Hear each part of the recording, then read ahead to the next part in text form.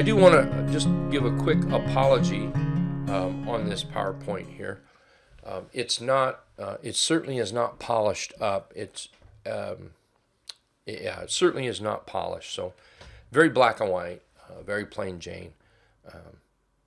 Anyway, we'll get started here. Okay. One of the things of late, is that I've gotten at, and when I say of late, I'm talking the last couple years of late. Okay, man, how exactly have I been able to move that road to wealth account?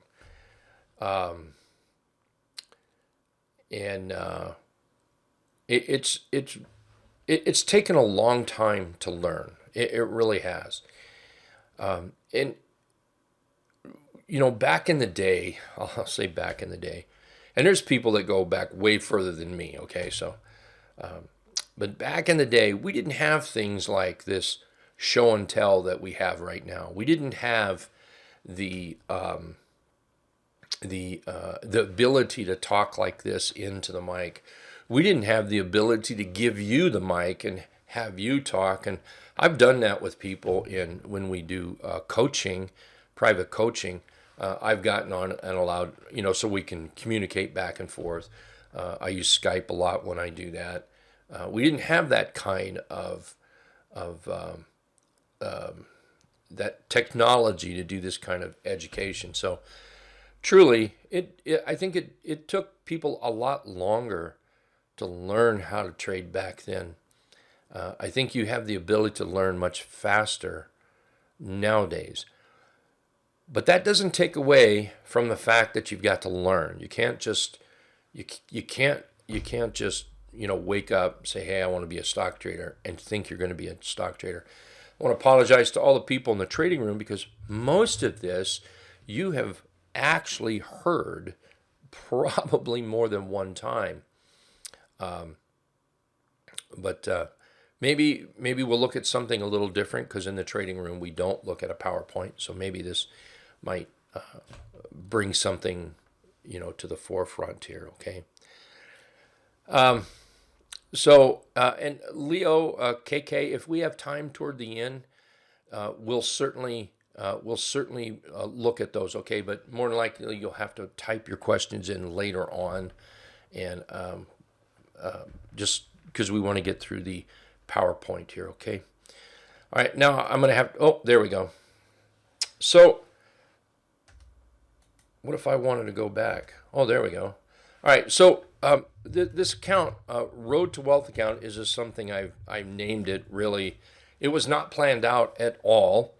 I couldn't have done it without the help of a few people.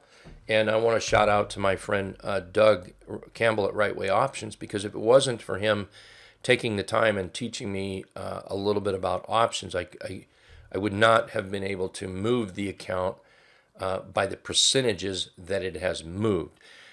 If I would have still been trading stock, just straight stock, the gains would be there, but I doubt seriously doubt that anyone could double their account with just trading stock. I doubt seriously. Well, there is one way. You put all your eggs into one basket, and if that basket hits it big time, that maybe is one way it might work.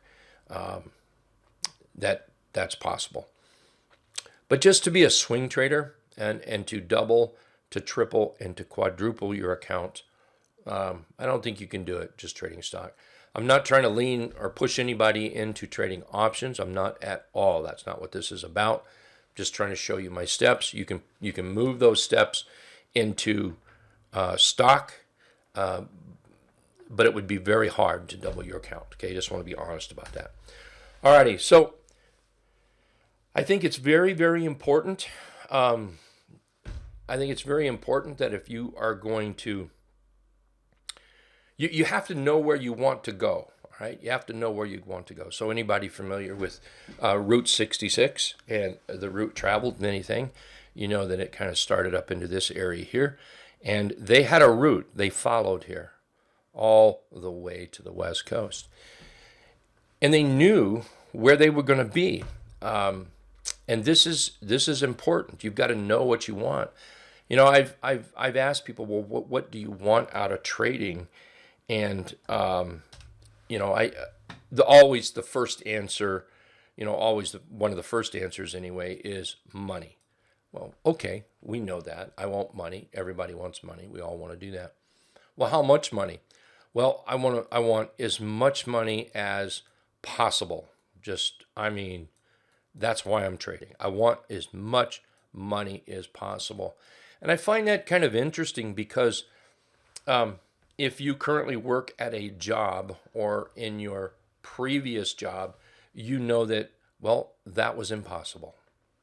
So I just don't know why trading would be any different. Trading is just a job. That's all it is. But it is kind of interesting. You know, we start trading and we want millions. You know, we want 10 times what we ever made at a job. Why? You know, why? I know why. I guess that was a dumb thing to say. I know why. But seriously, it's not going to happen. And I'm being straight up with everybody here, okay? It's not going to happen. Certainly not in the beginning days, months of trading, maybe even years. Certainly not that. So just let's remember that trading is a job, okay? It is a job. It's not a get-rich-quick scheme. It's not for everybody. It is not for everybody. As hard as some people try, they just can't do it. And it could be for multiple reasons, but sometimes it just doesn't work out. Maybe there's too much risk out there. They can't handle that risk, and emotionally it gets to them. Or sometimes, and this is probably what I find the most of, is they're in a hurry. People are in a hurry to climb that ladder. They're in a hurry to get up there and just boom, boom, boom, boom, boom, boom, boom. And they don't take the time to actually understand and learn about stock trading. I mean, you know, when you start a job, what costs do you have involved with that? You know, clothes. Well, you already have clothes, so it's not a cost.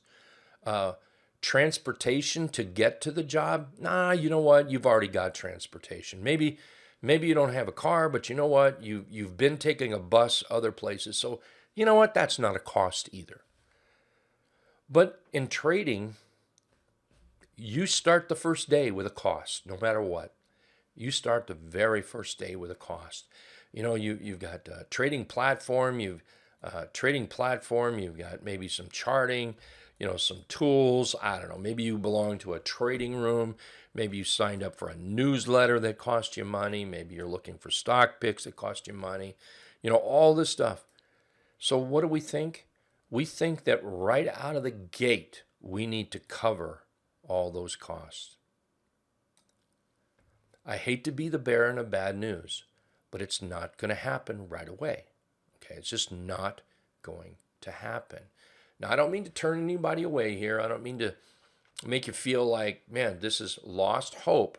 I'm just being straight up honest with you. Straight up honest.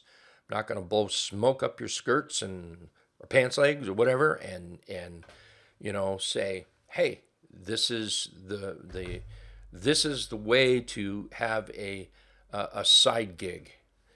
There's all kinds of side gigs. This is just one of them. Okay. So we have to have a path. We have to know what we want. Uh-oh. What's going on here? There we go. Nope. That's not right. Okay. Is that right? Yeah. All right. So a couple of things that I think it's important to know right from the get-go. Sorry, Paul. Paul's crying. A few things I think that's important from the get-go, and you know, I probably didn't put them all on here, so we, you know, in the future I may have to add to to this list a little bit, but right now let's start with this. Be a chartist. All right, be a chartist. You know, all the little gizmos in the world's not going to help you. It's not. All the little indicators, they're not going to help you. Although if that's what you're using on a chart to become a chartist, then that's okay. But, you know, buying this indicator or going to this indicator over here because somebody said with a positive attitude, they said, man, this is all I use and I make money. Don't believe it, okay? There is really no gizmos out there. You guys all know that I love the LTA Live Trading Alerts Scanner. You know what? That gizmo is not going to help you be a better trader if you can't be a chartist. And I love it. I would be in a world of hurt if I did not have the scanner. But I do. So I'm okay. So I think being a chartist is one of the most important things. So being a chartist, you want to be able to understand and read candle formations. You want to be able to understand price action. You need to be able to recognize fear. And you know, we talk about candle formations all the time. It's not hard. It really isn't. There's a handful. There's a couple of them that have groupings. It just takes a little time to understand them. Same, and the price action and candlesticks, that kind of goes hand in hand right there. Recognizing fear, just use this. I use VXX. You know, the VXX chart. That's it, and it just shows me fear in the market or the lack of fear. That's all you have to do. It's not hard. It really isn't. There's no secret there. There's no magic to it. You can see when the fear is coming in. Any one of the VIX tools would work. I just used VXX because that's what I trade. But any one of the VIX tools would be just fine. This one right here, I think, is kind of important. Okay, I think this is kind of important. And you know, this one has it doesn't have the word candle in it. It doesn't have price action. You know, it doesn't have a ticker in it. It has no sex appeal to it. You know, it doesn't have an indicator in there. It's not a whiz bang, trinket. It's just you. It is. There's no, I say there's no trading anything involved here. This is just you. Know when the water is too deep for you. Know when you need to get out of the water. Know that. This one thing right here, I think I think if somebody could recognize early on when the water is too deep or too choppy, if that trader would recognize this and step out of the water, it would have probably saved them hundreds of dollars, thousands of dollars maybe. And they might even still be in the game of trading and be very happy with what they do. I think this is one of the most important, this might be one of the most key takeaways from tonight right here, is know when the water is too deep for you. And the water, say for me,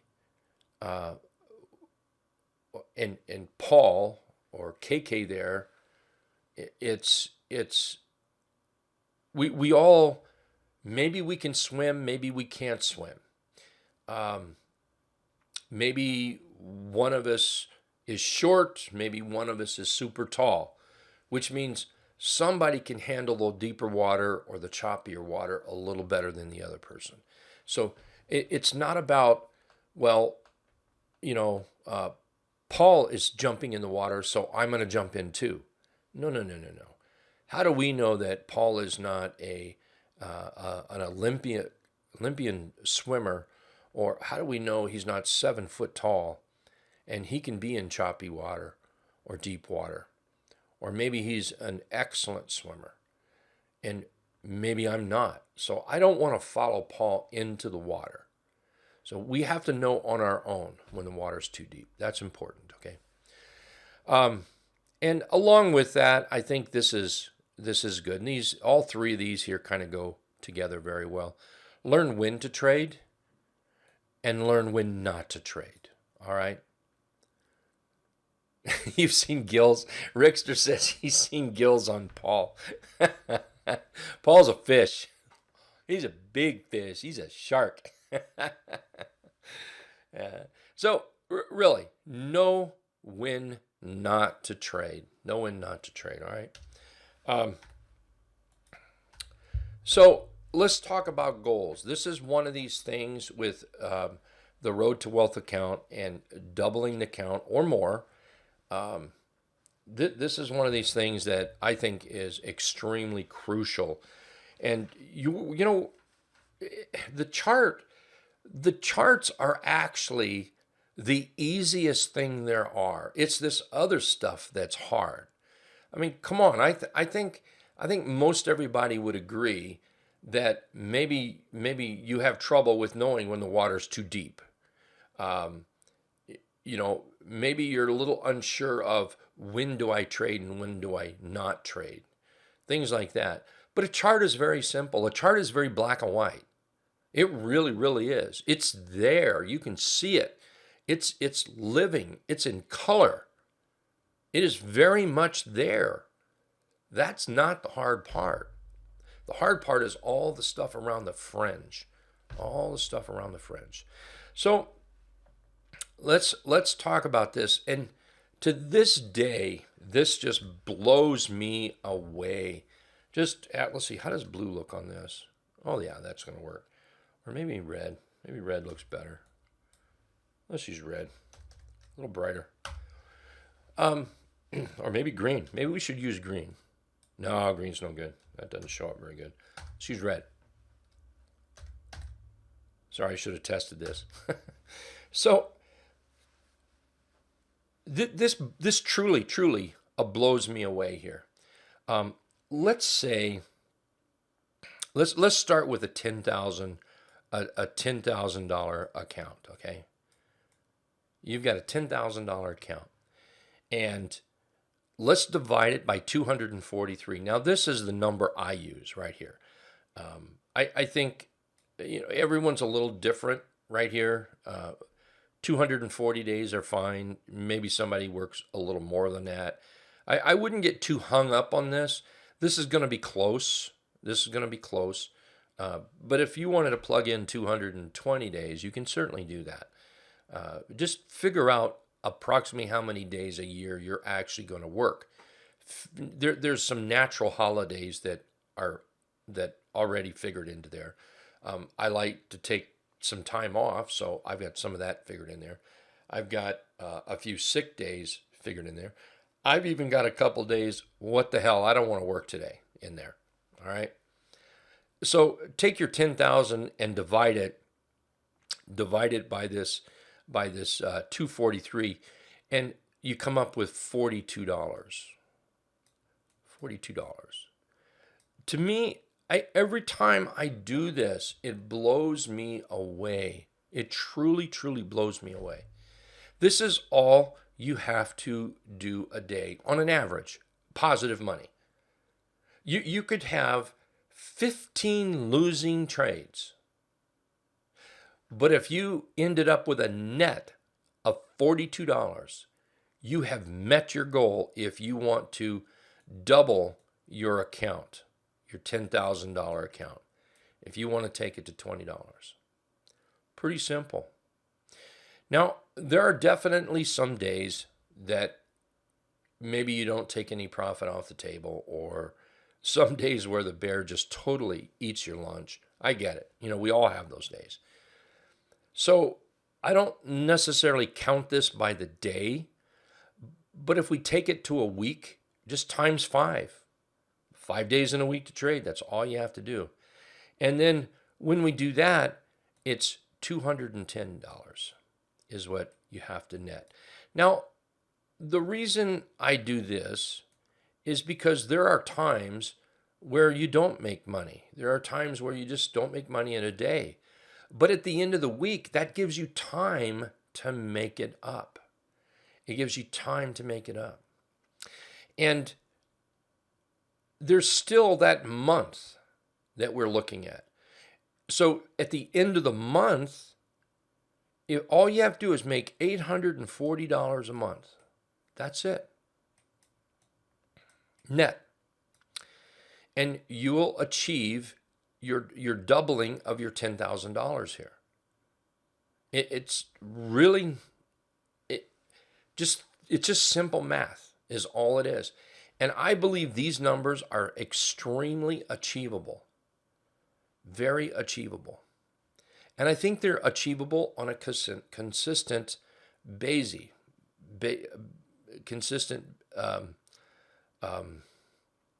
Basis. Oh, you know, right? That should be 4, shouldn't it? Thanks, Ed. Thanks. So, just, you know, if you don't make the $42, if you don't make the weekly number, that's how the government does math. Yeah. If you don't make the weekly number, you still have the monthly number. So you have time. You have approximately 20 days in a month to trade. Approximately 20 days. There is some months where you have 21 days. Some months where you have 21 days. So you have time to make this up if you have a bad day. So don't be discouraged, all right? Don't be discouraged if you have a bad day. You still have that week and you still have the month to make this up.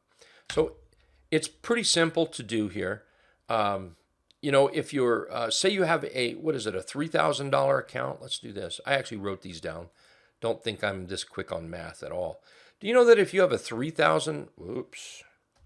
if you have a $3,000 account, all you've got to do is $13 a day. Isn't that crazy? Isn't that nuts? That to me is insane. Now, I know all you have is a $3,000 account. It means that you can't buy a bunch of positions. It means that you have to trade with smaller positions. I know that. But you know what? Just about everybody out there has done this. Just about. And those that started with $1 million, believe me, they lost half of it before they figured out what to do. Most people lost half of it, I should say. Not all of them. So by starting small really puts you, I think, ahead of the game, because you're going to learn you're going to learn tricks that somebody with $1 million will never learn, because they're not forced to learn those tricks. You are going to learn a way to move a mountain without $1 million. If I had $1 million, move a mountain, I'm just going to go hire a big dump truck and a dozer. Simple as that. But if you don't have $1 million, then just simply you have to figure out how to move the mountain, and you can do it. You can do it. So it is very doable, but you have to know. Sorry, this is my Jethro math here, 5 times. Yeah, Jethro math. But you have to know where you're going. You have to know what you want, and that's important, okay? So let's move to the next slide. So I want to talk about profit taking. This is important here, okay? I wish I had a nickel. I truly do. I wish I had a nickel for every person that every time, let's see here, every time I took profits right here, I wish I had a nickel for every person that has said to me, emailed me, texted me, posted on YouTube, posted on Facebook, posted in Twitter, Skyped me, all this stuff. I wish I had a nickel for every person that told me this. I think I'd be pretty well off, to tell you the truth. But it's always, why are you closing it? Why don't you move your stop up? Why are you closing it? Why don't you move your stop up? Really, if I had a nickel for everybody that did that, man, I'd be all right. Why? Because that's the way I trade, and that's a good enough answer for me. We are all different traders. There's no right or wrong. If you want to continually move your stop up, honestly, knock yourself dead. That's just not the way I trade. All right? There's nothing wrong with doing that. Nothing wrong. But it's just not part of my trade plan. It's just not part. So, with that said, here's how I see trading. Here's how I've doubled, tripled, and quadrupled that Road to Wealth account. So let's say you bought this right in this area right here. Well, if you reached your goal here, take your money. Take your money. You knew what you wanted. Take it. Take it. Don't hold out for more. Don't hold out for more. And I'm going to show you a way you can do that. I'm going to show you that. But when you get to your goal point, make sure you take that money. Make sure you take it. So let's say you get to your goal here. How about you take half your goal? And by the way, if your goal, let's say your goal up here is say that $10,000, or you got a $10,000 account and you want to double it. All right. So that's what, $42. So $84 in here. Let's do it. We'll do it down here. $84, right? If you happen to have a $20,000 account and you want to double it, well, you're gonna need, that's $82 a month, or $82 a day. So what you're going to be looking for is approximately let's just say $165. Okay. So at a $10,000 account, when you reach this number of $84, take half of it off the table. Take half off. Now you can put your stop in there if you want. Let it move up. When you reach that $84 again, up here maybe, well, take half off the table, which would be a quarter. And then you want to raise your stop in there. So let's raise our stop. Okay, we're going to raise our stop. So now when it moves up and you've made even more money on this right here, then simply close it out. Now, if you want to drive it on up, that's okay. But I have found that there's a great deal more success and more satisfaction when you're able to pick the charts, you find the charts, you pick the charts, you focus in on those charts, you trade those charts, and you are rewarded for your trade. Close it out. Close that last quarter out. Now, if you're looking at that $165, well, that's a little different up there. You know, you've got your 165 here, you see, it's 82. If you want to double a $20,000 account, you're looking at about $82 a month. Okay, so let's just, like I said, we're going to go to 165 here. So this first number, when you get to 165, take half. When you get to double that, 360, 70 something, take half, which would be a quarter. When you get to a point where things are getting shaky and rocky, and you will, you know, people that hold on to trades for ever and ever and ever and ever and ever and ever and ever and ever, they have some serious rocky times. Very rocky. So when you reach that rocky time, and by the way, that rocky time could be lower, but on this last piece, if you reach that rocky time, take it off. You have just put goals in your pocket. You've just put those goals in your pocket. And if you trade with, I don't have a slide to do this, didn't even think about it. If you trade with multiple positions, we're just talking one trade here. What if you could do this with not just one trade, but two trades?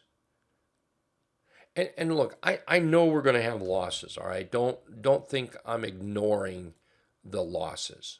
I'm not. I know we're going to have losses. I'm looking at the net numbers. But you can have a couple, 3, 4, a dozen losses, and you can still come out with a net number on multiple positions.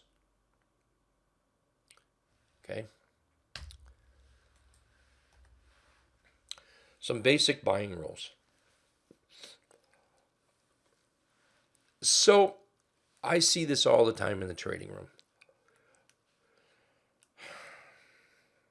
I've seen in this trading room where we can be talking about a trend maybe, and I've seen where a person has answered, they agree, makes sense, looks good, but yet several days later maybe I see a trade being made where that obviously must have been a different person, but using the same name that agreed.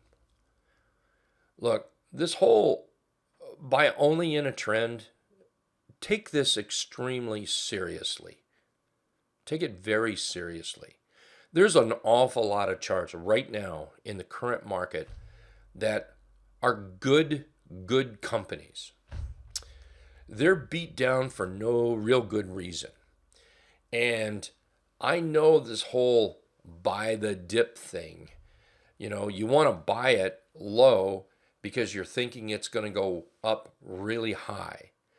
But please do a gut check with yourself. Look inside yourself. Are you really going to buy this stock? Let's see here. Are you really going to buy this stock that's been beat down? That's a good company, okay? Good. Are you going to buy it thinking it's going to go way up here? Well, actually you might. You might buy it thinking it is. But are you really going to hold it that long? Or are you going to bail the first time of trouble?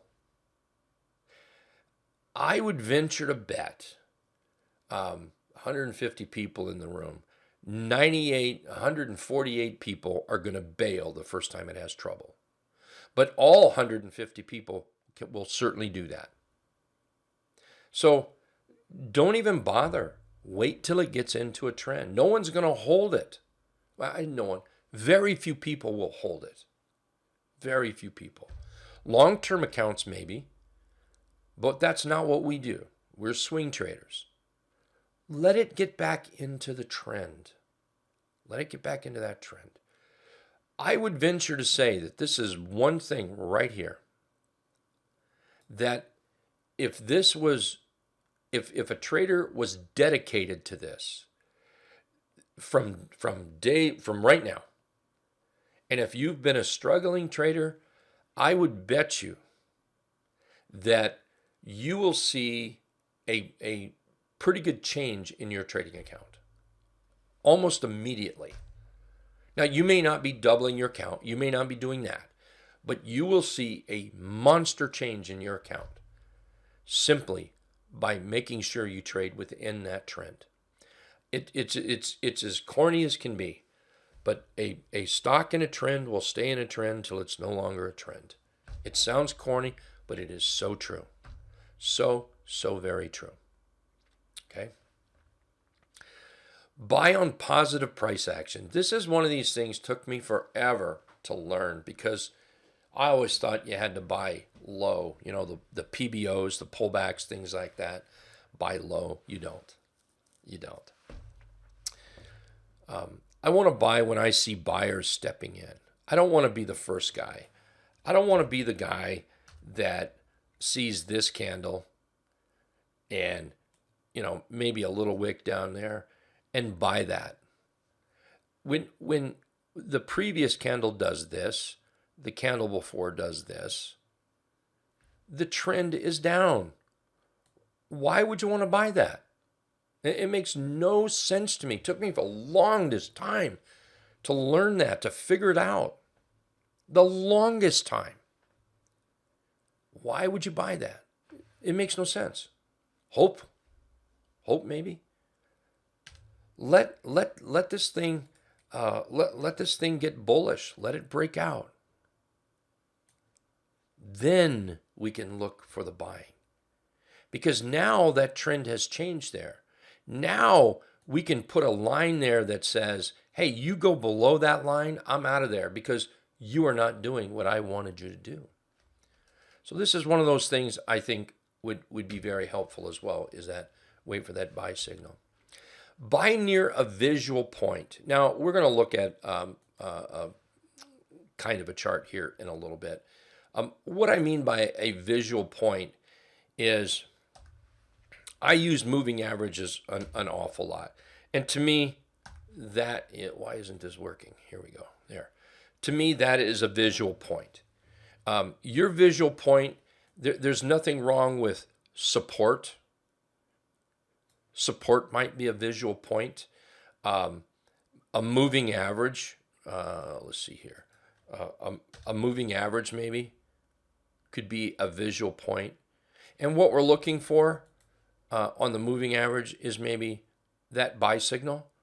On support, a buy signal. So make sure that when you buy, you can see something visually on that chart. Is it at some, at a support that you've determined as being support? Is it at a moving average that you typically use? Don't make one up. In other words, if you have a chart with 32 moving averages on it, and you don't trade with that chart, you just have it sitting over there on another screen. And if you're looking at a chart and maybe you see a bullish candle here, but it is not sitting on the moving average that you typically use, don't go look at your chart that has 32 moving averages on it.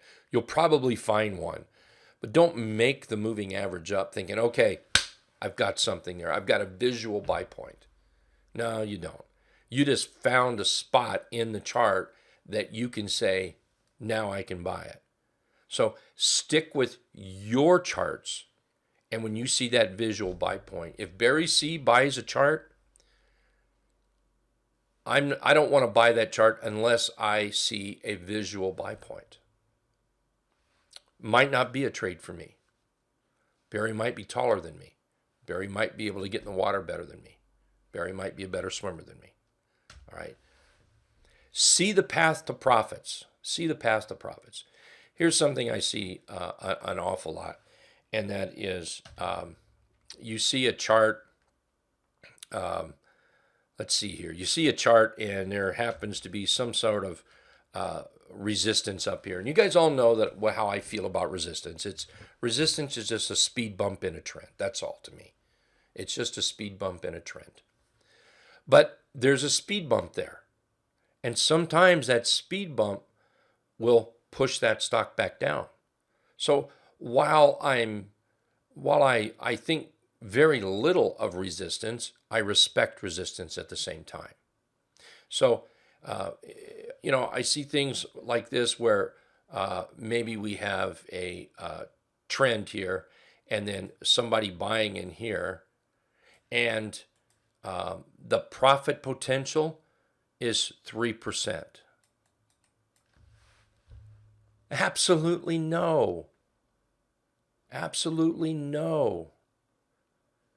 You don't want that. But see, it might be a chart that maybe CNBC touted. Might be a chart that somebody that you recognize touted. You know, it might be something like that. It's that fear of missing out. That, oh man, I got a good tip on this chart, so I'm going to buy it. There's only 3% to the profit zone. Forget it.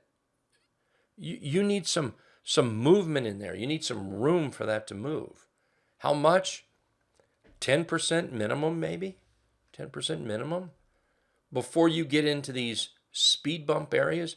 And believe me, I'm not saying that this can't come up and can't blow through that. It's just that you don't know that. When you buy it here, you don't know that. You don't know. So you've just entered a trade for minimum wage is all you've done. Minimum wage. Why do that? We have the ability to find the charts that pay the very, very best. $100 an hour, $200 an hour, $300 an hour. We have the ability to do that. Profit into strength using your goals. We've already talked about that. So when I know this is hard to do. This is horribly hard to do. You know, you've got a chart that's moving up, and all of a sudden you've got the devil on one shoulder, an angel on the other shoulder. You know, the angel says, "Take your money, take your money, take your money." The devil says, "Oh, look at that right there. Look at that. Be careful, don't get sucked in. Don't get sucked in." And if you feel you have to do that, at least take half the trade off the table. Protect half that trade. If it does move up, this number here, this number will be bigger than this original number.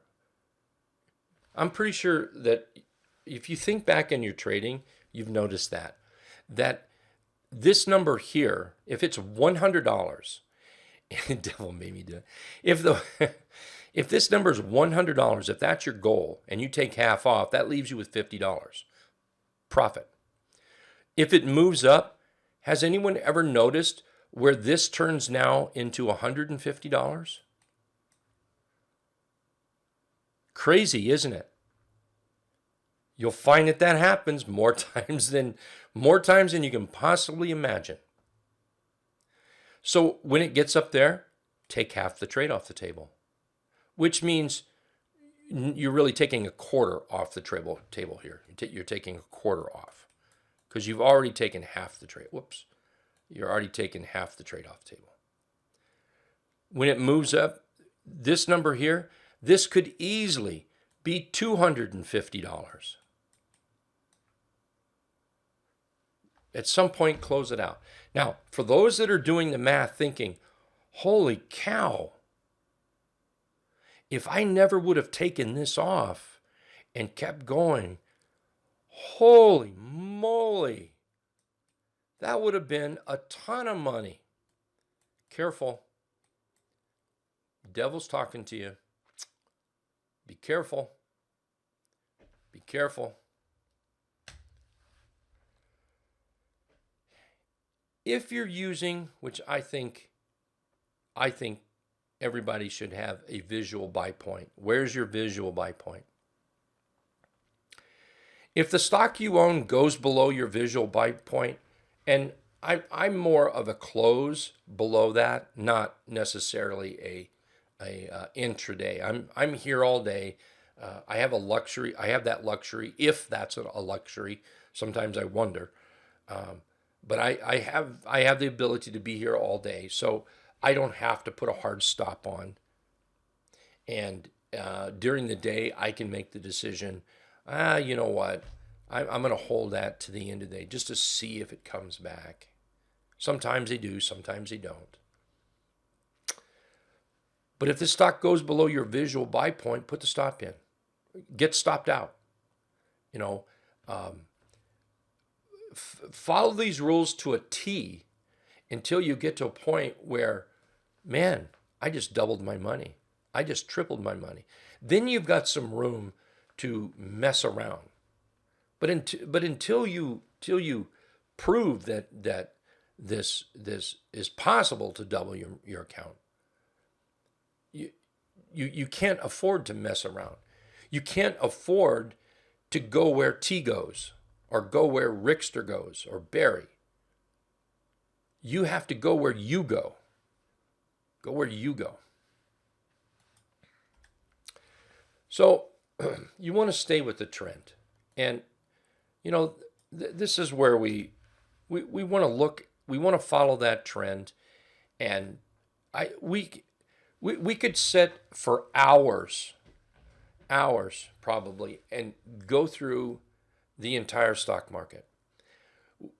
We could find more stocks that look like this than you could possibly imagine. You'll get bored of looking at them.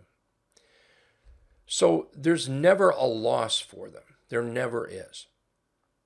Now what we've got to do is train ourselves. We want to train charts that are trending, and we want to train ourselves to look for those charts that have pulled back, and then we want to look for those buy signals. We want to look for those buy signals in the pullbacks. So we want to look for these buy signals down here, and there we go, like this. We want to get close. Now I use the T-line. This is the T-line, the 8 exponential moving average, and this is the Trendicator, or the 17 exponential moving average. This is the 3 EMA, and I use a 3 EMA high. And I want to see these start to collapse, is what I want. Now, I do take trades that are up higher, that just consolidate, and then we can put support in there, and then we're watching for that bullishness right here. Now I do that. We could be this far away from the T-line, but this might not be what somebody that just started trading should do. It might not be what somebody that's struggling should do. This is where we want to stay if you want to stay very, very consistent. I know that lure, that fear of missing out. You know, let's just pick on pot, for instance. Maybe one of the pot stocks are up there. Everybody's buying that stock because they think it's going to go up. Look, if that's not your trade, it's not your trade. Don't do it. Don't follow Bob M into the water. How do you know that Bob doesn't have an inflatable boat in his pocket and he lures you out there and then says, ta-ta, and his inflatable boat pops up and he jumps in it? Rickster. Rickster, for those that can't see this, I got to say it. For those that can't see the text, Rickster says, that bastard. Good one, Rickster. Good one. So what I'm trying to say is trade your trade. If you see somebody trading something like that, say no. No. This is what I trade. Stay consistent for a while. Stay consistent. Let me see. I got a couple questions here I want to get to. I'm going to go from the bottom up, okay? So Bob M says, what EMA are the green and black lines? The green one is the 3 exponential moving average. Now, I use mine measured on the highs. You can, with TC2000, and I'm sure with other programs, you can do it on the close or last price. I think on a lot of them, you can, they have a setting in there for the high minus the low divided by 3, something like that. I just use mine on the high. I like mine on the high. Why the high? Because it gives me more room in here. It gives me more room. If you're trading on the close, and by the way, there's nothing wrong with it, Elena. There's nothing wrong with using the close, okay? It's just that the close, you see how close that is? The close, let's see, I'll try to copy this. Let me, yeah, that'll work. The close might be this big. That means you're trying to find a candle in this area right here. And I want a bigger area. I want a bigger area. With the high, if the high is starting to jump up above that 3, it has passed it is already above the 3 close. Okay, already above the 3 close.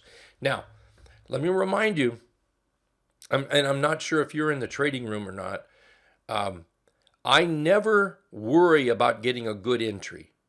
I never do that. What I'm more concerned with is buy a chart that the buyers are coming into and I see a path to profits.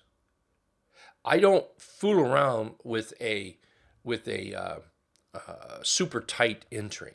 I don't fool around with getting a nickel out of it cheaper. I would rather buy into strength and sell into strength.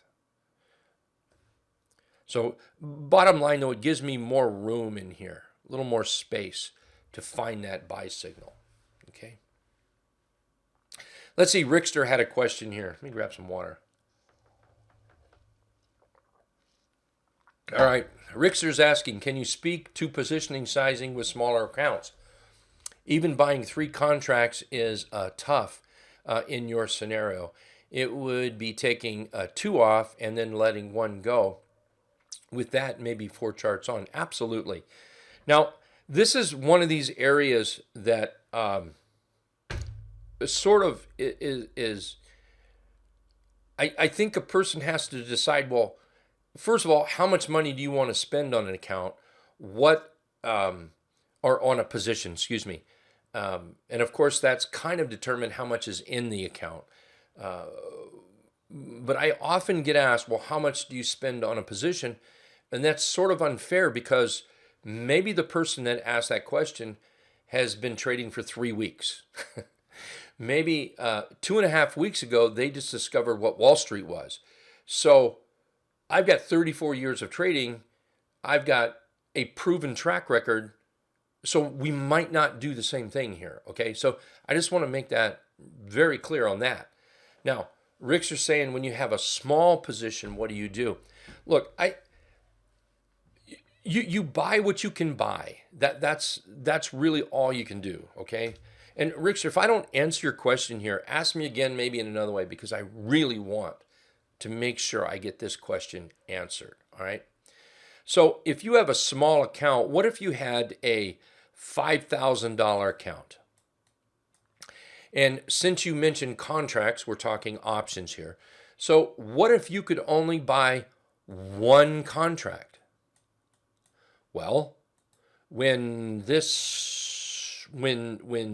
say you buy in this pullback, you know what your goal is. When it reaches your goal, take that money off the table.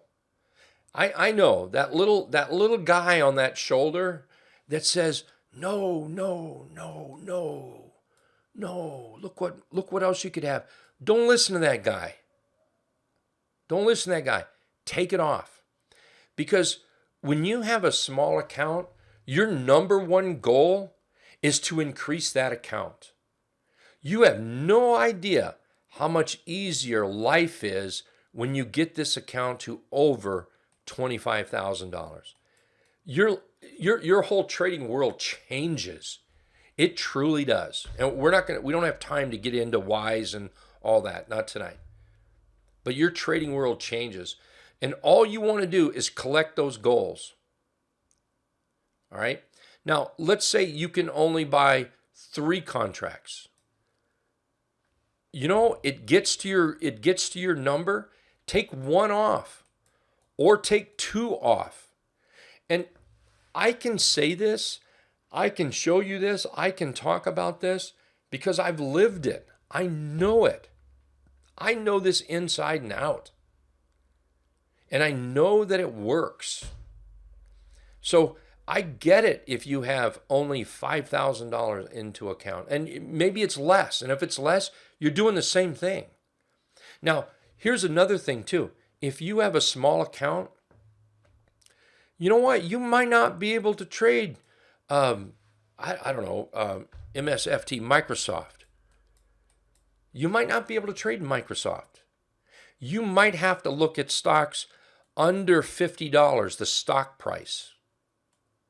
That maybe is all you can trade. Now, I do want to talk about this for a second. Say you look at Microsoft And we're looking at a 70 delta, all right? 70 delta. But somebody might say, hey, down here at a 20 delta, let's say up here the price is $20, all right? $20 strike price. But down here, the price is only $4. Don't get caught up into that. Don't buy out of the money. Don't buy out of the money.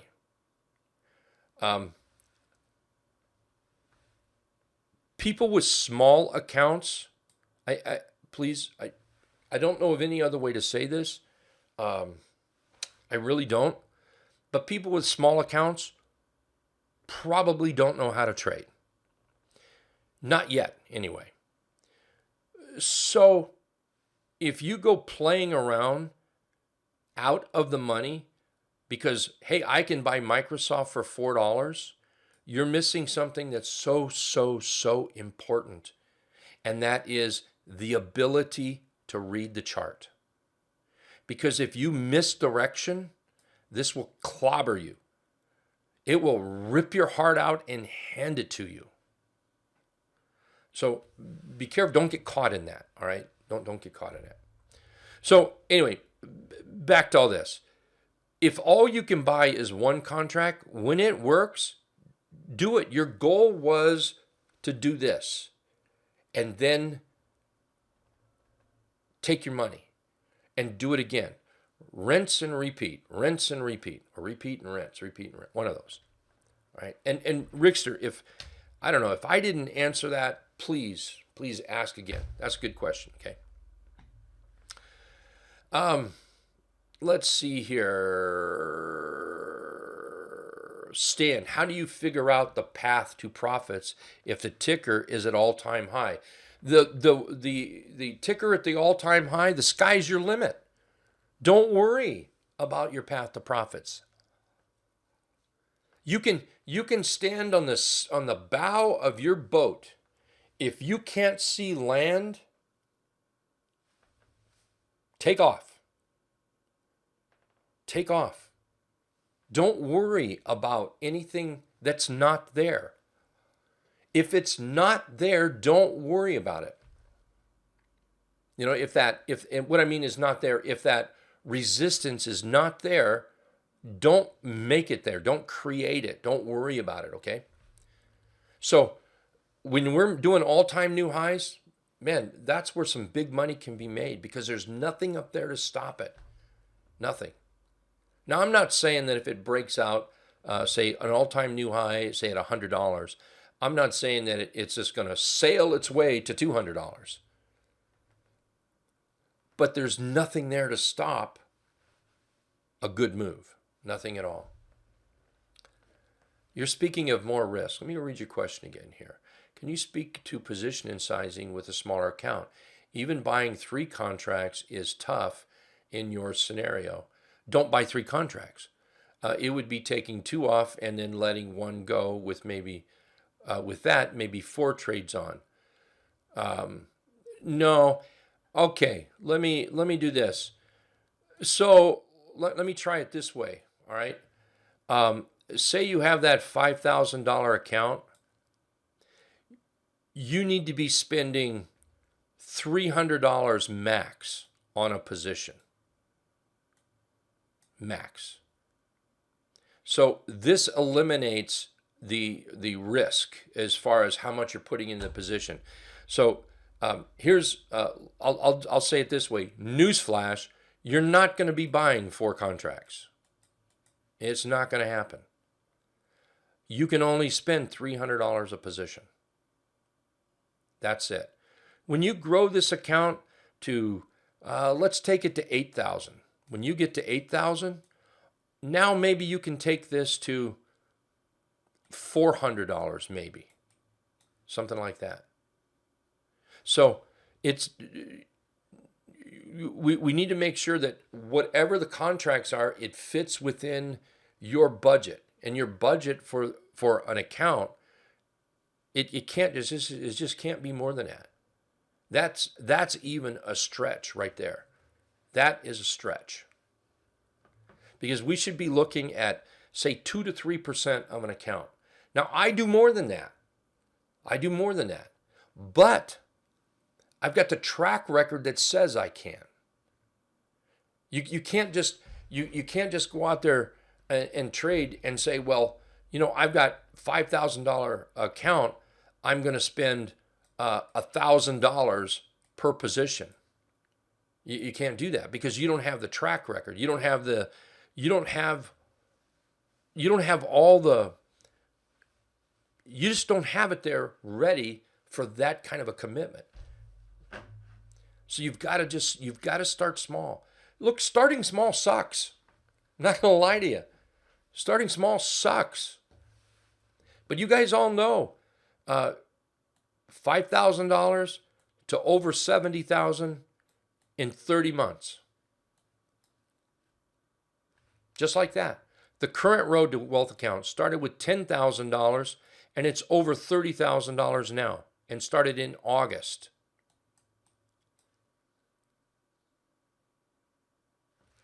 So it can be done, but you have to start small. You have to work it up, build it up, that sort of thing.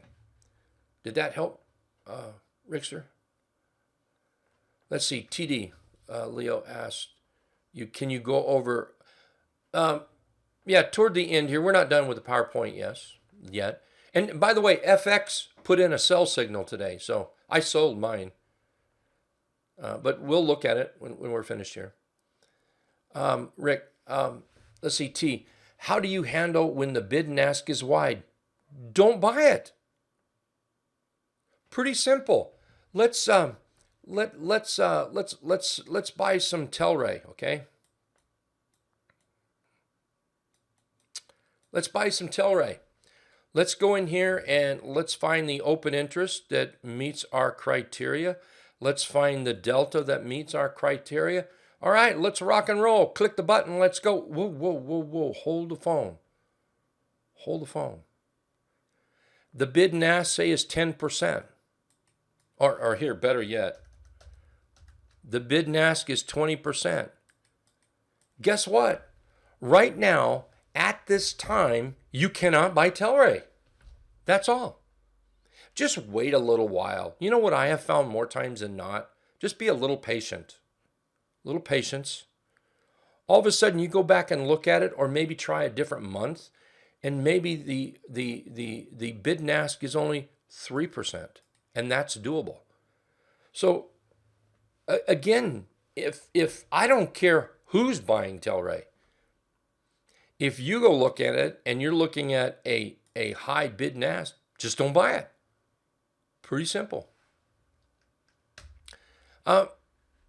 Yeah, and you could, yeah, and Scotty's right. I mean, you could buy the stock, but I think a lot of people also want to buy the options, but Scotty's right. You don't have to buy the stock, or just be patient. It'll come to you. It will. It will. That bid and ask will shrink down. Might not even be today, but it will shrink down. Less is more. Okay? Less is more. And focus only on a few setups. And just so you know, one is sufficient. One. I see it all the time. Do a fair amount of coaching, and I see people in the trading room, and they're all over the place. They've just started trading. Maybe they have that small account, and they're all over the place. They're trading this setup, that setup, that setup, this one, this one, this one, this one, this one, this one, this one, all over the place. They're looking for stocks that are breaking out. They're looking at stocks that's coming off the bottom. They're trying to big bottoms. They're trying to short crap in a bullish market. Oh my God. Stop doing it. Stop it. Pick one trade strategy and make it yours. Make it yours.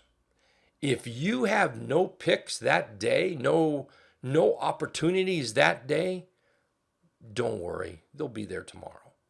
They really, will be there tomorrow. No, Bruce, this will not be on YouTube. This is a members. This will be only in the members area, but it will not be on YouTube. We'll get you the link to it though.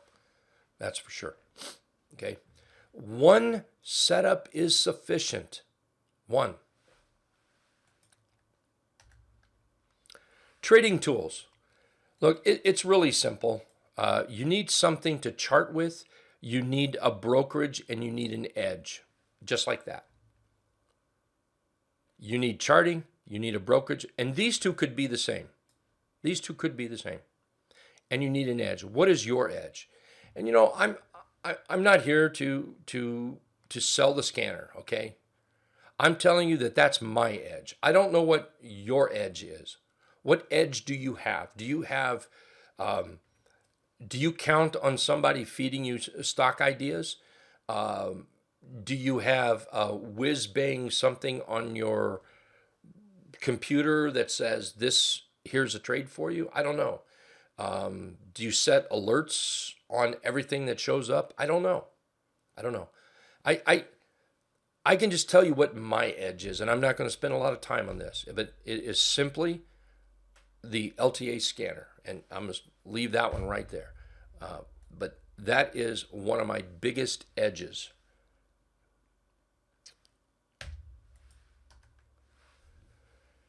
Take time to learn. Take time to learn. Look, I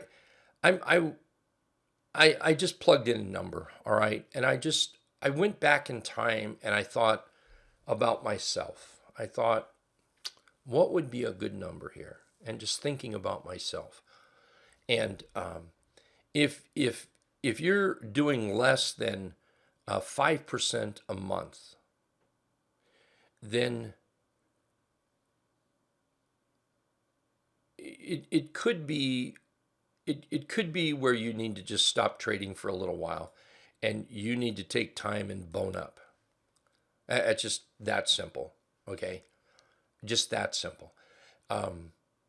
Now, if you just started trading and you're doing 5% a month, let me know who you are, because I want some lessons from you. If you've been trading for 5 years and the best you're getting is 5% a month, then take some time out and bone up. One thing that I think that, well, I'm pretty confident of it. If we're out here trading and if we're trying to make a buck, we can't learn how to trade. We're too busy looking for that candle pattern. We're too busy listening for that tip. We're too busy scanning through charts. And that is not education, by the way. That is not education. Education is stop trying to make money. Just stop. And take some time off and work with charts. Learn about the charts. Learn about price action. Convince yourself that trading with the trend is the right thing to do. Don't do it just because I say it or somebody else says it. Prove it to yourself. Go through charts and look at them. Go through it and look at the price action on the charts. Just take a look at them. And you'll know when. The light bulb will go off and you'll go, huh, I see now what they were talking about. And then that will be, I think you'll see a huge improvement I think every trader would see a huge improvement in their trading if they would just do that. If like I say, if you're making less than 5% a month, then I think it's time to bone up a little bit. I really do. The growth is going to go slow because again, there's no time set aside for that education. And just looking at charts on the weekend is not going to cut it, because as the market opens up on Monday, all those bad habits come rushing in. And by doing the education, you're helping to get rid of the bad habits. And So you got to take that length of time. For some people, I'm not even going to put a timetable on it. Some people it takes a little longer than other people, but that's one of the things I think that's important. The other thing is to be accountable. Be accountable. If you belong to a trading room, which everybody here either belongs to right way option or hit run candlesticks or both, you know what? Put your trades out there. Don't be bashful. You have a loser, put your trade out there. I'll tell you what, I'm going to be accountable to you right now. Do you know that I think that I'm headed for a losing month unless something changes in the next 2 weeks? How's that for being accountable? I'm not ashamed of it. I am not sure that my March is going to be above my February. I'm not sure of that. I'm really starting to have my doubts. That's accountability right there. Now I'm going to do everything I can to keep from it. And again, I'm not ashamed of that. Don't be ashamed to post your trades. Don't be ashamed. January was a winning month for me, but this month might be my losing month, Barry. This month.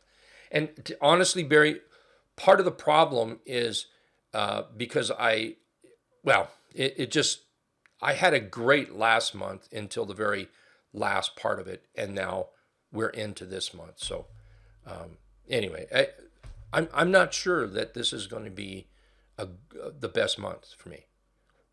Not sure. So be accountable. Put your numbers out there. Don't be ashamed of it. This will help. This will help. When we're not accountable, when we keep things to ourselves, it's easy for us to sweep things under the rug. It's very easy. Look, it's human nature, okay? Doesn't make you a bad person.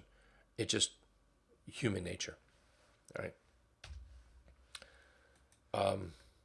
Let's see here. Stan is asking, how do you approach removing bias towards certain tickers? For example, I don't want to buy tickers like Groupon, Kohl's, Overstock, because they used to be terrible stocks until COVID, but they have rocketed since. I have a very, I have a very simplistic view about those sort of things. Very simplistic, and my view is very simple. Your question is, how do you approach removing bias towards certain tickers? Don't worry about Groupon or Kohl's or Overstock. Look, they may have rocketed, but if you have a bad outlook on them for whatever reason, it's going to reflect in your trading. So don't trade them. Just don't do it. Just don't do it. Take Peloton, for instance. I have a poor outlook on Peloton. And, there may not be anything wrong with the stock. It could be $1,000 stock 6 months from now. I don't know. But, I have this belief that there's going to be a yard sell on Pelotons you're going to get for a nickel on a dollar.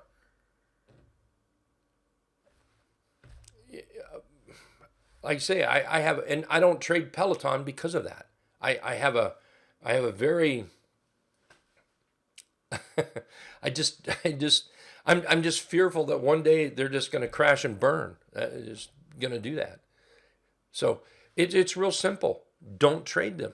And I love my attitude about this. I really, really do. A very simplistic approach. Somebody asked earlier, what do you do if the bid and ask is too wide? Don't trade it. Pretty simple. Just don't trade it. Well, and then Stan, I think too, what you'll find, I think too, what you'll find is as you become a better trader, then you will probably change your attitude on those stocks. Excuse me. But as you become a better trader, I truly believe your attitude toward those stocks will change because your confidence will change. And especially if you become a chartist, what you'll end up doing is you won't care about what it did 10 years ago or 2 years ago or who badmouthed it or, this kind of stuff. You won't care because you will become focused on the chart. And for me, that's where the focus should be. So, but I'm still not going to trade Peloton for a while. Let's see here. After 2 years, I just started tracking each trade in a spreadsheet. Oh, that helps very much, Lee. Years ago, I don't do it now, but years ago, what I would do is print off charts. Man, I went through a lot of paper. Print off charts that I traded, and I would make notes on them. I did that all the time. I would have, stacks and stacks and stacks of these things. Kind of the same thing. So Stan, is it possible that the ticker doesn't matter because we're buying the trend and not the actual ticker? That's right, Stan. That's right. Now, with that said, look, I got to be honest with you. I think right now there's, for me anyway, there's, I look at pot, I look at electric cars, I look at solar. What else is there? 5G. Okay, these are some of my favorite areas. So while I'm looking at the chart, I'm also looking at the excitement in these. I'm looking at the fact of pot growth, electric car growth, solar growth, 5G growth. So there are some, I have a couple scans that just focus on these stocks. So when I see these moving, those are the ones I tend to lean toward because there's overwhelming excitement on them. So I do use that, where it's not just the trend, it's the stock, but I'm waiting for it to get into the trend I want, get into the pocket before I buy it, the buying pocket. Use a watch list. That's what I just talked about. Create a watch list. Look, I'll share anything with you guys. I don't have anything secret here. I'll share whatever watch list I'm using. I just showed you, some of the tickers, types of tickers I have in a special watch list that I just wait for them to come into my spot, which is going to be the 3/8 trap, by the way.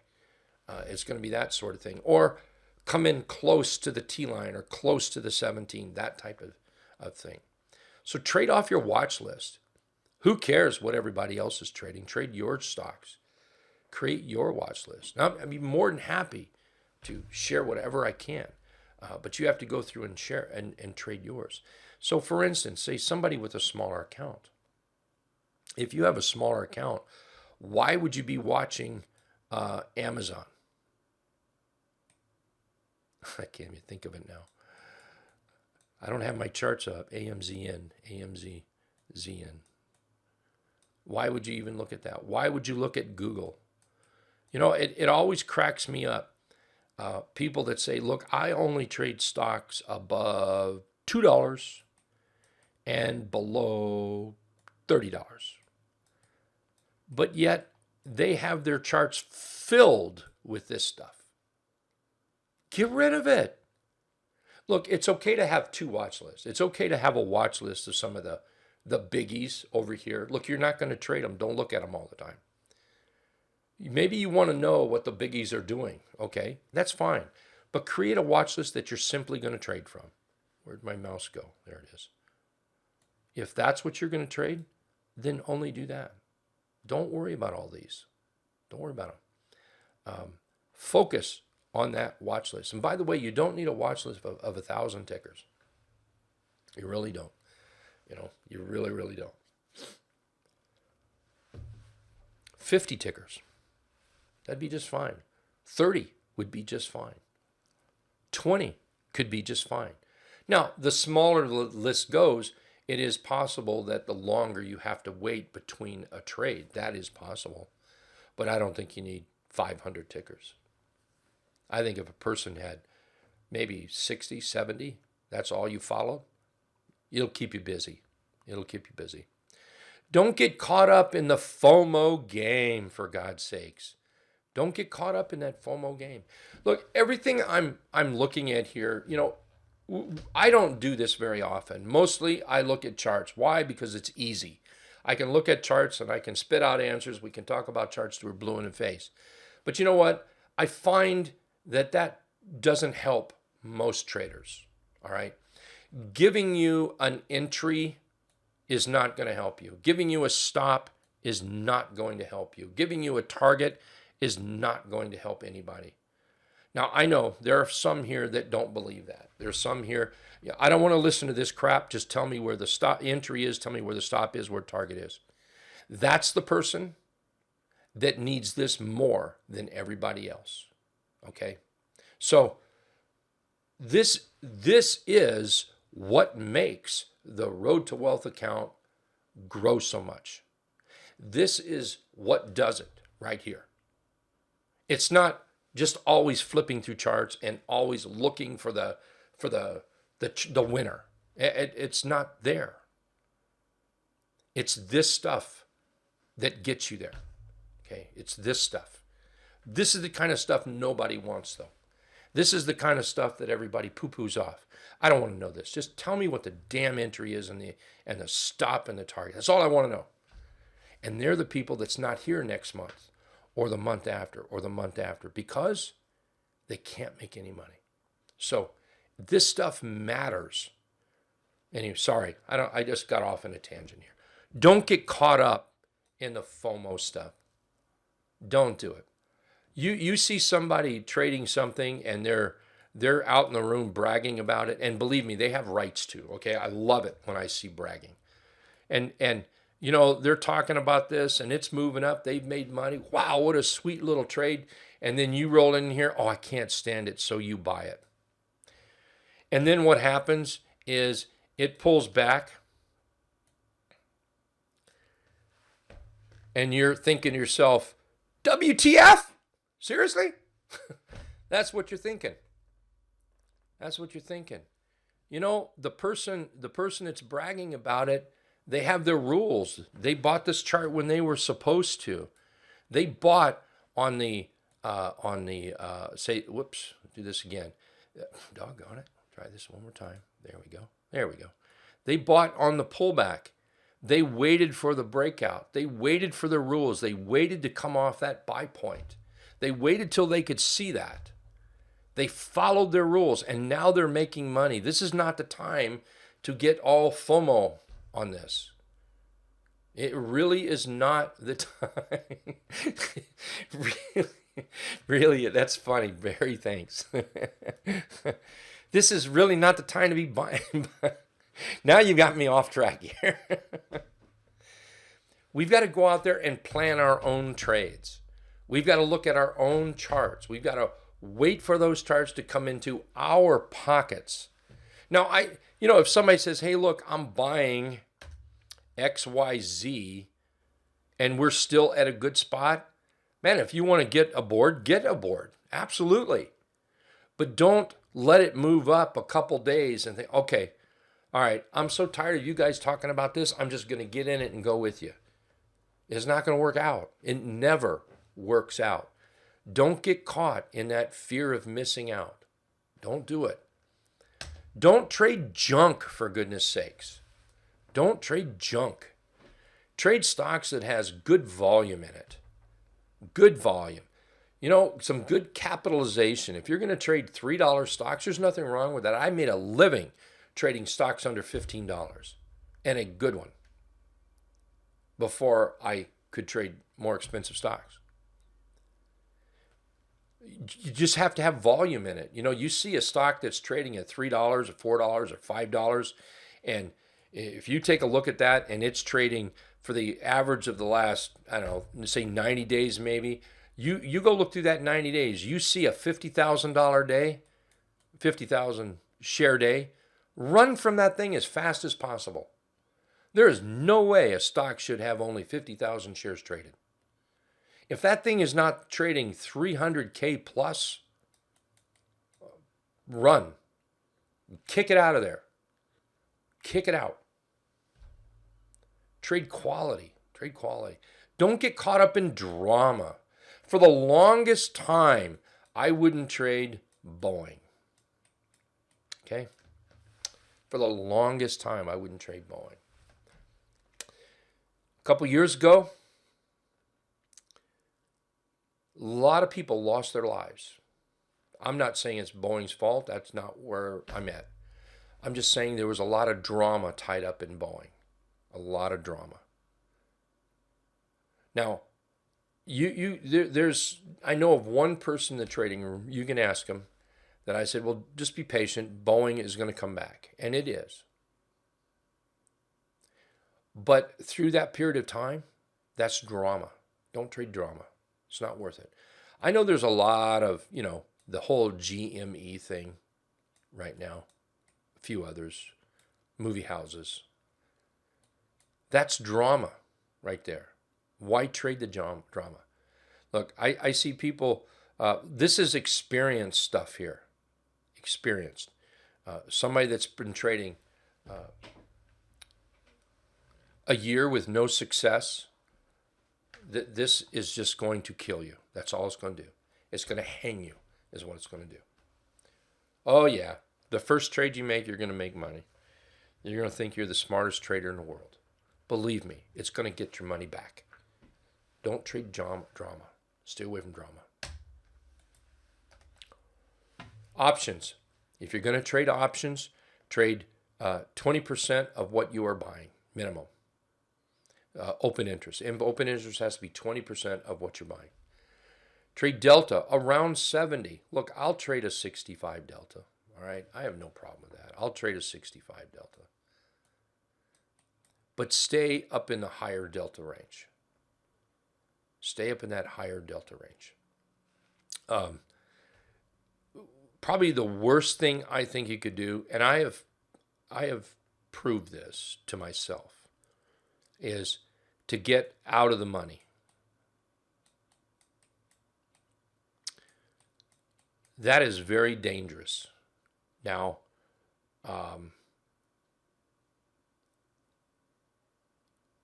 I'm not saying that you can't trade out of the money, and there are times that I've even snuck down there.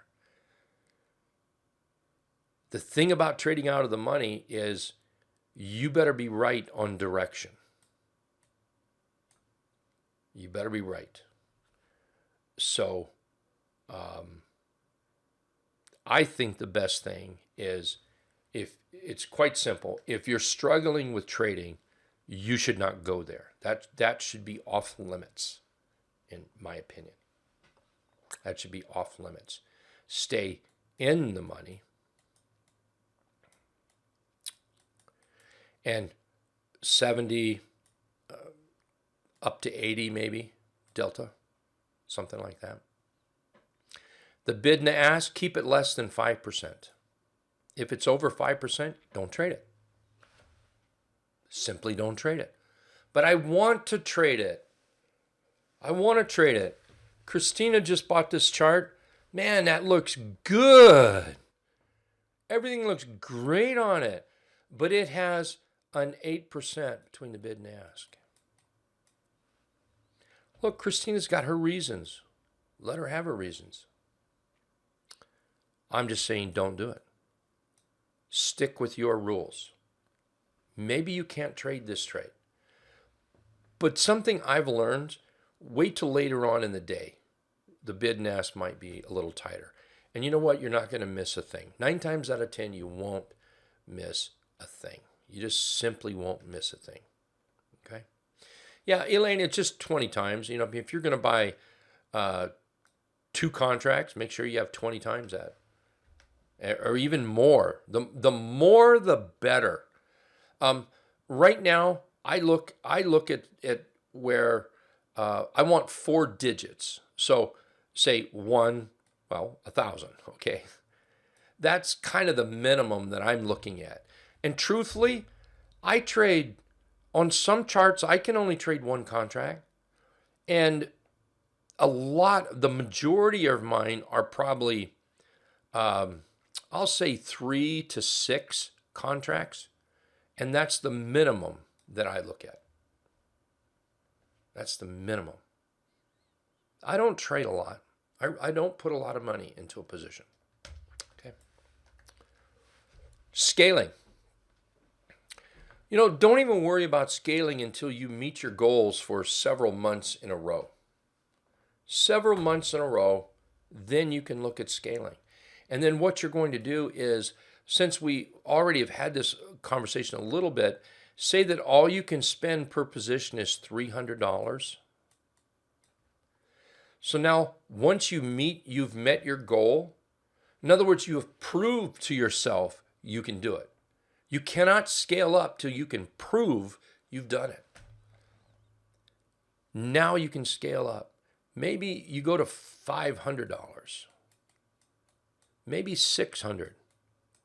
I think you have to look at your trading. You've got to be honest with yourself. You've got to be honest with yourself.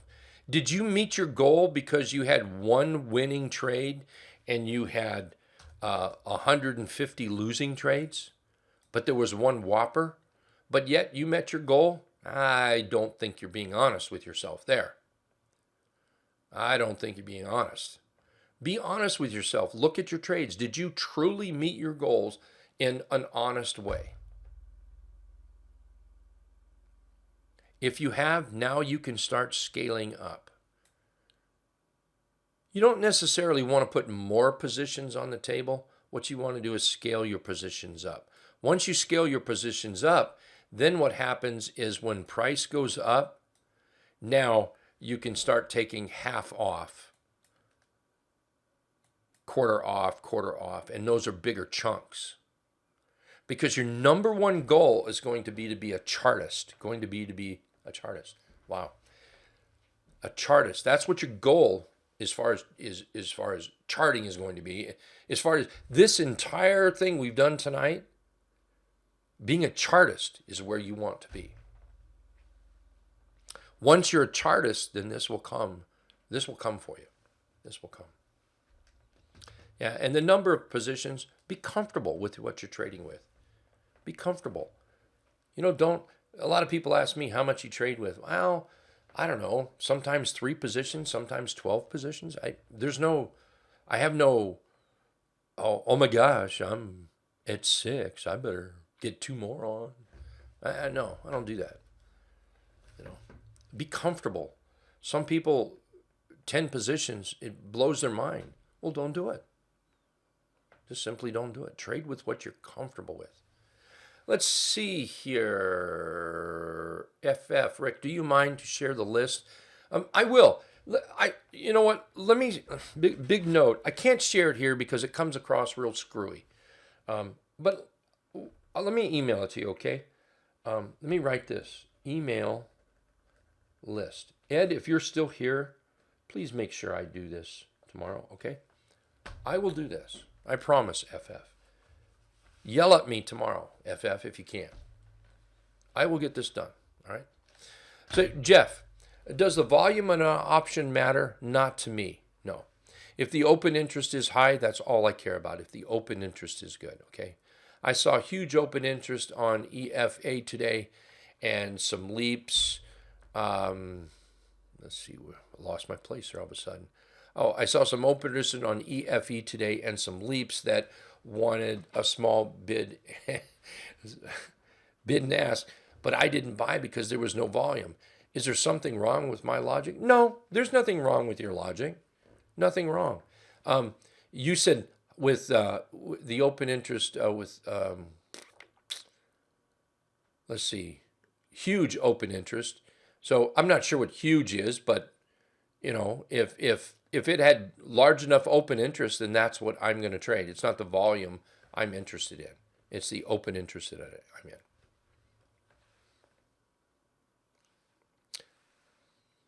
What was the open? Let's forget about volume.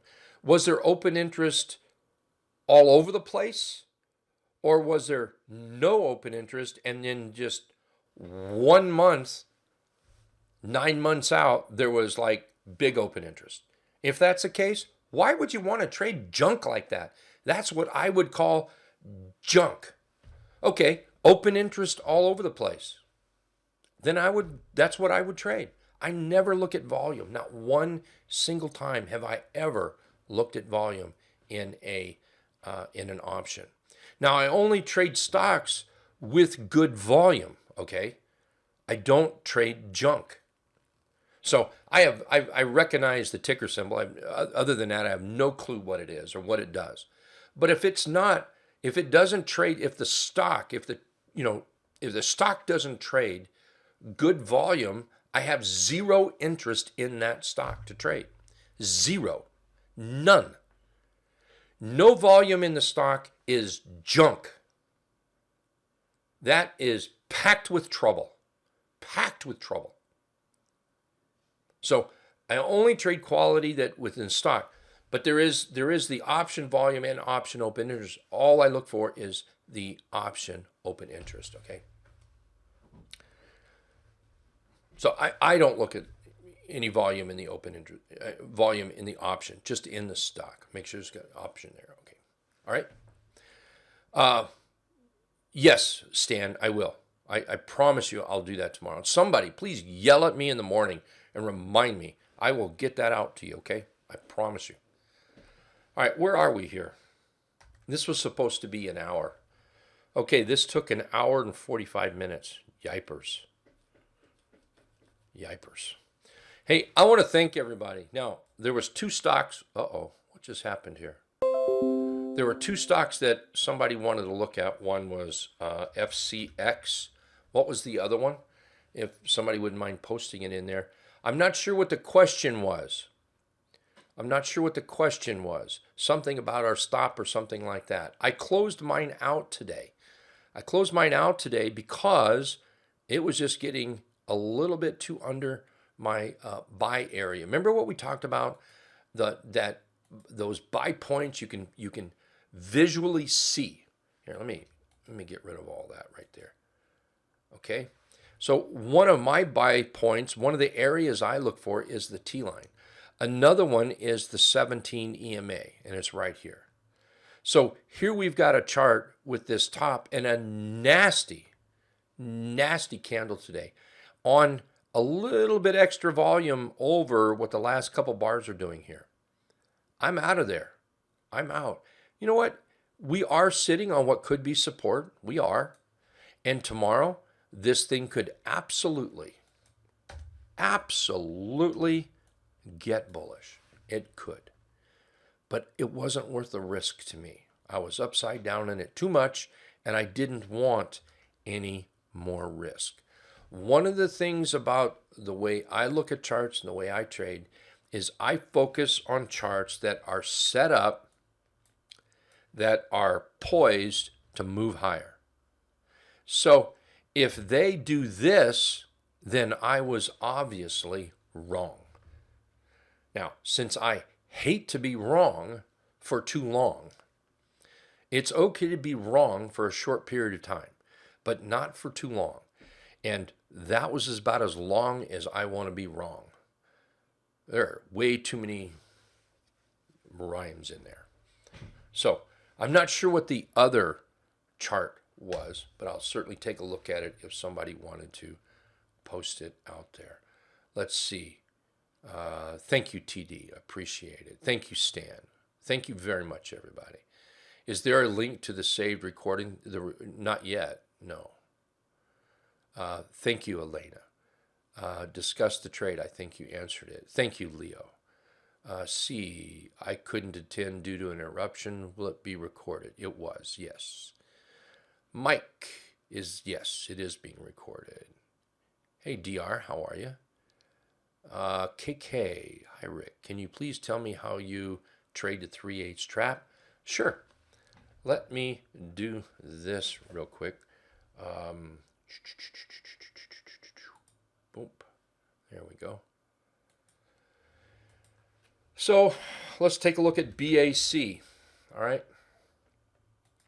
Now, how did I know to go to that one so fast?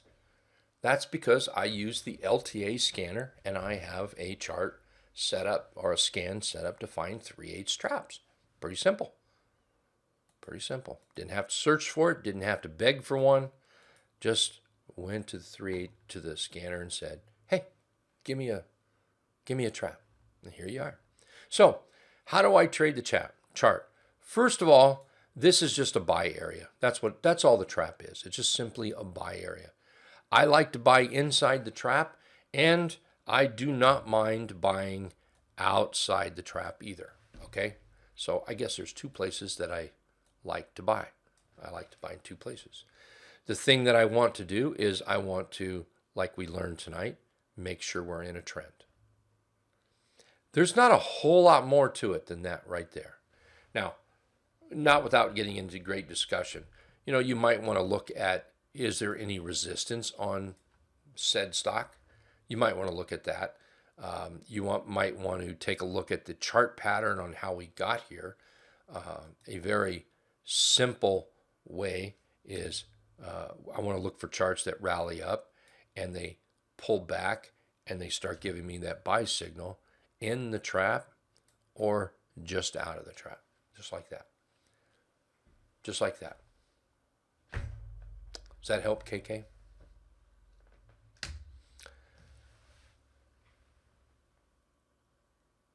Let's see here. Thank you, everybody. Thank you. DR, new to options. Please explain how you get out of an option. You click on the close instead of the buy. You get into the option by clicking on the buy. To get out of the option, you click on the close. Pretty simple.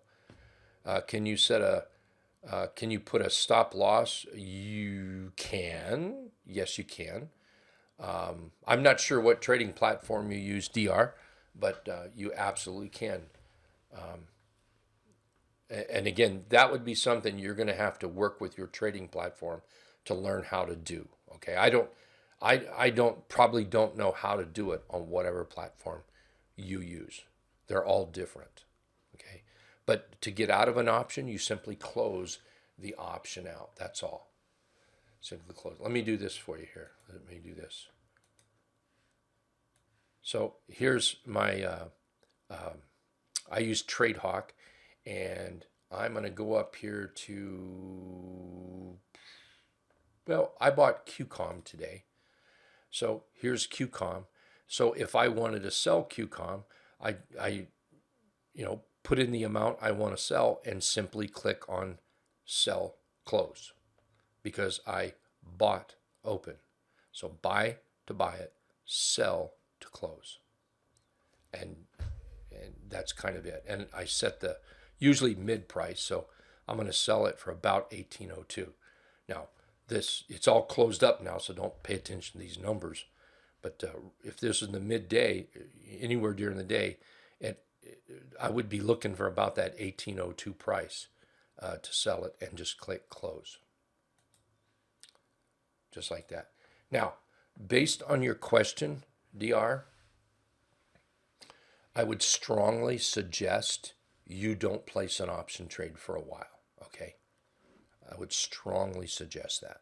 I would strongly suggest with whatever account, trading platform that you use, ask them for a paper account and practice. Just go through the motions of buying and selling so you get comfortable with what to do.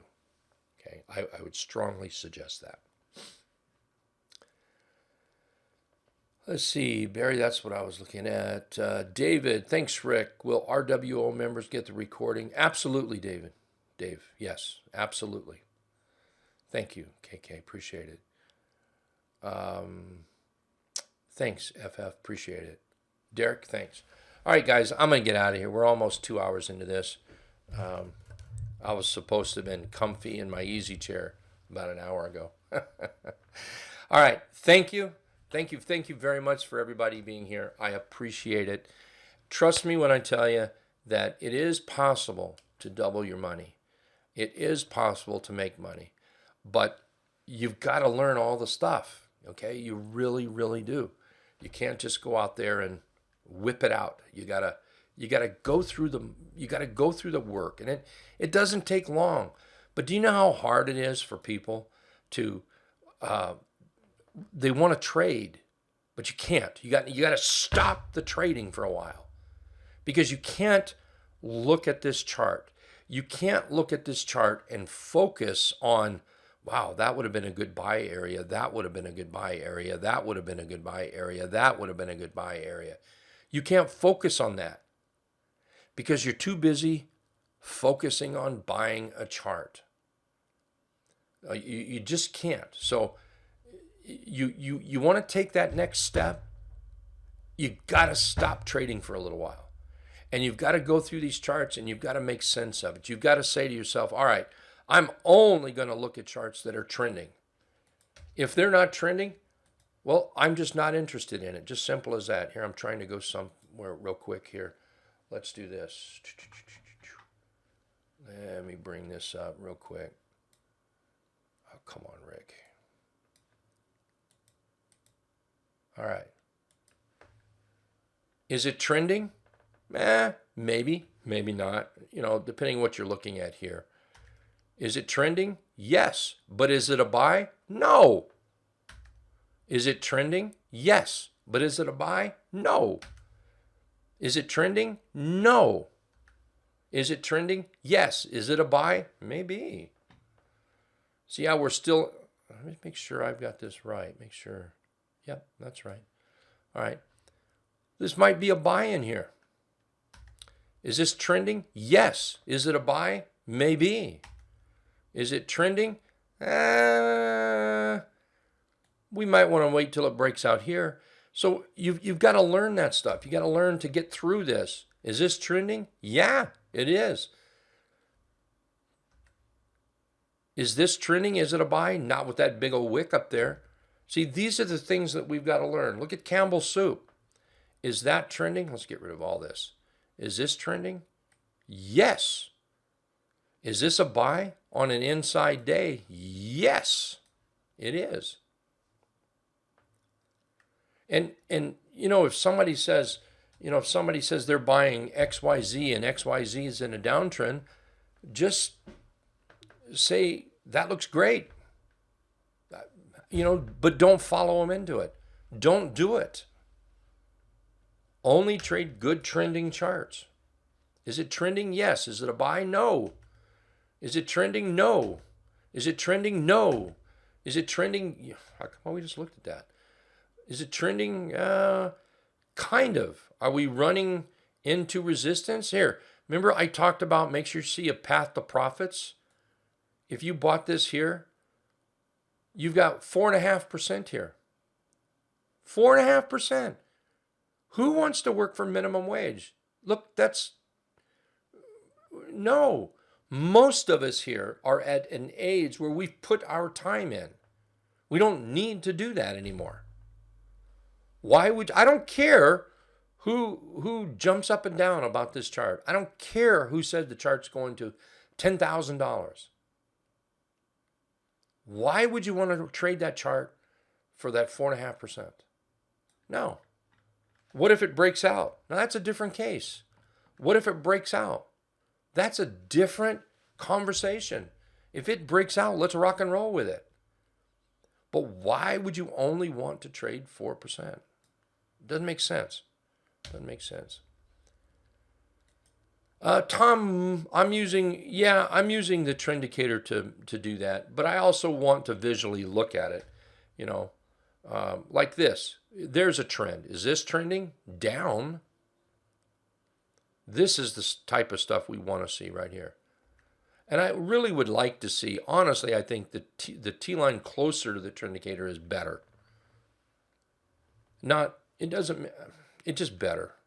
There's still great trades away from the Trendicator, but closer to the Trendicator is better. So go look for those charts, like this chart. Look at that. There's too many letters. Never mind. Don't trade stocks that have so many letters. Why? Because if you ask me about it during the day, I'm likely not to go look at it. There's too many letters. I can't remember that many. Look at this. NWS. Does that look like a great stock? Yes, it does. Put that on a watch list and wait for it to come into your pocket. Something looks funny about this to me, and I can't figure out why. All these charts look funny to me. I don't know why. Oh well. So is this trending? Yes. Let's put up a line right here, and then I'm going to go. I got to go. There's support. Wait till this moves back a little bit. Not necessarily to support. That's not what I'm looking at. But don't you think it ought to give you a better buy in here? If anything, an inside day. Wait for an inside day. My battery might be about ready to quit. Acting funny. Oh, come on. Yeah, I think my battery on my mouse about ready to quit. Wait for an inside day there, okay? The 3 is not set up. 3MA. Oh, I'm seriously not going to make it here, guys. My battery's going to quit. No, exponential high, 3, price history. Yeah. Anyway, it just looks weird. Normally, truthfully, I don't even have the 3 up there. Normally, it's just like that. All right. Okay, so there we go. Guys, I got to get out of here. Thank you so very much for being here. I truly, truly appreciate it. And I hope to see everybody in the trading room tomorrow. And please, somebody shout out at me and make sure you remind me to get that list emailed out, okay? Please do that. Please help me remember. You guys take care. Have a great night. We'll see you tomorrow.